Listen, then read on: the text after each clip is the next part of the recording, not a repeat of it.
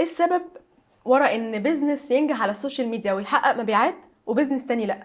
طيب خلينا طبعا يعني احنا كده كده عارفين ان دي في الاخر في ارزاق واقدار وحاجات زي اكيد كده. طبعا. بس هنتكلم بالعلم او بالماركتنج بيقول ايه. قدم محتوى. عايز تنجح النهارده على السوشيال ميديا لازم يكون عندك محتوى الناس بتشوفه. ما تروحش تعتمد على صور بس في اعلاناتك. ما تعتمدش على ان انت بتعرض البرودكت بتاعتك طول الوقت وبتقول للناس اشتروا مني اشتروا مني اشتروا مني.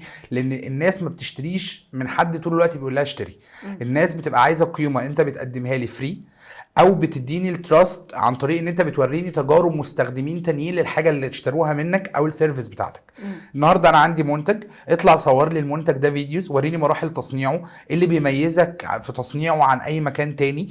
اطلع اشرح انت بنفسك المنتج بتاعك وعرفوني. ده بيفرق اكتر من انك توريهوني في صوره سايلنت ما بتتكلمش. اطلع قدم محتوى ان انت توريني اراء العملاء بتوعك اللي اشتروا منك، ايه اللي هم استفادوه عشان انا كمان هستفيد ايه لما اشتري. صح. لو انت حد دكتور مثلا او حد بيقدم سيرفيس، محامي، دكتور، ايا كان، اطلع قدم محتوى فهمني انت فاهم لحد ايه. يعني هل مم. انت حد ذو ثقه وفاهم كويس ان انا اجي اشتغل معاك او اجي اخد السيرفيس دي من عندك، ولا مفيش فرق بينك وبين حد تاني. فتقديم المحتوى النهارده بقى اهم من الاعلانات المموله واهم من اي حاجه في الماركتنج.